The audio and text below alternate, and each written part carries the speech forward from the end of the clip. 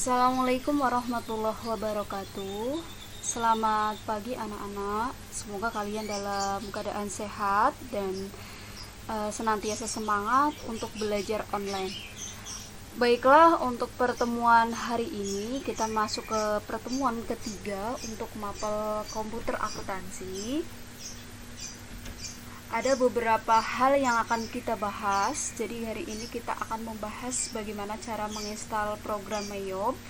Kemudian kedua adalah kita setting tanggal dan uang di dalam Mayop. Kemudian yang terakhir adalah membuat file data baru gitu ya. Jadi ada 3 materi yang kita bahas hari ini. Sebelum kita bahas materi, kita harus tahu dulu tujuan pembelajaran. Nah, tujuan pembelajaran hari ini Ibu harapkan kalian dapat menginstal program Mayop. Kemudian yang kedua, menentukan menu untuk mengubah format tanggal dan simbol mata uang. Kemudian yang ketiga, menyesuaikan format tanggal dan mata uang. Yang terakhir adalah membuat file data baru di dalam aplikasi Mayop. Kita mulai dari yang pertama adalah install program Mayop gitu ya. Seperti tugas yang sudah Ibu kasih kepada kalian pasti sudah tahu ya bentuk program aplikasi Mayop gitu ya. Jadi yang biasa Ibu gunakan adalah Mayop versi 19. Jadi Mayop itu ada beberapa versi gitu ya. Nah, sebelum kita tahu bagaimana cara menginstalnya, kita harus tahu dulu apa itu Mayop. Mayop singkatan dari Mind Your Own Business gitu ya.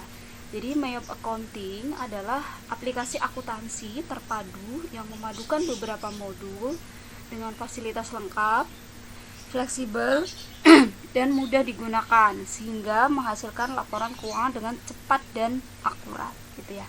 Itu adalah pengertian Mayop Accounting. Selanjutnya adalah cara menginstal program Mayop. Jadi ada 5 unsur dalam menginstal program Mayop. Yang pertama ada namanya perangkat keras atau hardware. Kemudian yang kedua ada perangkat lunak atau software. Kemudian yang 3 ada perangkat otak, brainware. Yang terakhir adalah data input dan output. Kita mulai dari langkah-langkah install program Mayop versi 19 gitu ya. Yang pertama adalah kita harus memiliki aplikasi terlebih dahulu. Caranya adalah double klik file setup, kemudian pilih complement installation. Nanti proses instalasi berjalan secara otomatis. Kemudian di situ klik yes gitu ya di setiap pertanyaannya. Nanti Ibu akan praktekkan ya di pertemuan selanjutnya. Kemudian yang terakhir adalah klik finish untuk mengakhiri proses instalasi gitu ya. Nah, selanjutnya adalah membuat format tanggal dan simbol mata uang. Caranya adalah klik start di dalam komputer atau laptop gitu ya. Kemudian pilih control panel, kemudian pilih date, time, language, and region options gitu ya di dalam program Windows. Nah, setelah itu baru kita susun untuk format tanggal dan simbol mata uangnya. Jadi tadi langkahnya sudah. Setelah itu kita nah ini caranya ya, klik control panel. Setelah itu kita pilih clock, language, and regions. Nah, baru kita pilih formatnya kita ganti negaranya adalah Indonesia. Kemudian ini adalah format tanggalnya. Nah, kemudian oke. Nah, setelah itu kita klik kembali, kemudian kita klik additional settings. Nanti muncul namanya customize format. Nah, setelah itu kita baru atur untuk mata uang ya. Dengan cara adalah klik currency. Kalau number itu untuk mengatur nomor, currency itu untuk uang, time itu waktu, date itu tanggal. Nah, klik currency. Nah, ini RP karena Indonesia ya. Ini sesudah kita setting, kita klik OK. Nah, selanjutnya adalah membuat file data baru perusahaan di Mayop gitu ya. Setelah tadi kita install, kita bisa mengaktifkan program Mayop gitu ya. caranya adalah klik start, kemudian Mayop Accounting versi 18 atau 19 ya, atau juga bisa juga dengan double klik di layar desktop gitu ya. Kita pilih klik, atau bisa juga dengan ini. Tuh, setelah kita klik atau double klik, selanjutnya adalah ada tampilan menu awal di dalam program Mayop ya, yaitu ada klik open, ada open, create, explore, what's new, and exit. Open itu untuk membuka file data baru, kalau create itu adalah membuat data baru, kalau ini membuka, ini membuat.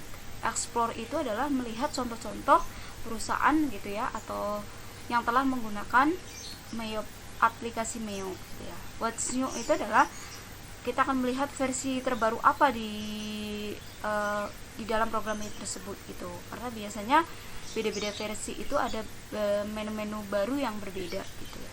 Kalau exit adalah keluar. Nah, ini namanya menu utama di dalam Mayop gitu ya. Setelah itu kita create, kemudian klik next gitu ya. Setelah itu kita akan mengisi identitas perusahaan gitu ya.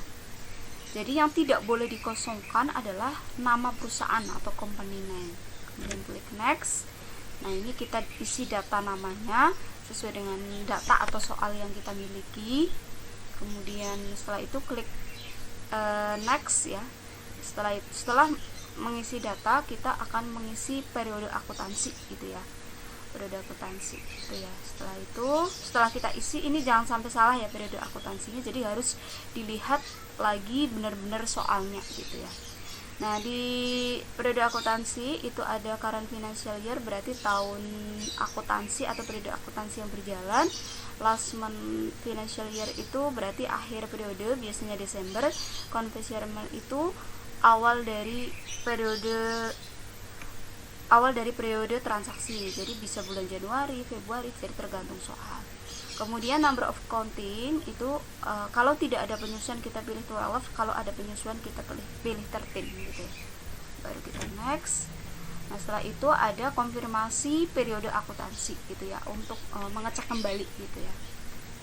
Nah, baru setelah kita pengecekan kembali periode akuntansi, setelah itu baru adalah membuat akun gitu ya. Untuk membuat akun itu ada beberapa pilihan. Apakah kita menggunakan akun yang disediakan oleh Mayop Accounting, atau kita mengimpor gitu ya, yang kedua, atau bisa juga adalah dengan membuat sendiri gitu ya. Kita pilih aja, terserah nanti. Nah, setelah itu klik next. Nah, baru setelah itu kita simpan filenya ya. Kalau mau biasanya otomatis di C, kalau kita mau rubah di D bisa juga dengan klik change. Klik change, kemudian kita rubah mau di mana menyimpannya, boleh di C, D gitu ya, atau dokumen. Nah, setelah itu akan muncul, kita klik command center, akan muncul tampilan atau modul-modul di dalam Mayop. Nah, untuk modul-modulnya Ibu akan jelaskan di pertemuan selanjutnya. Sekian penjelasan dari Ibu, semoga kalian dapat memahaminya. Assalamualaikum warahmatullahi wabarakatuh.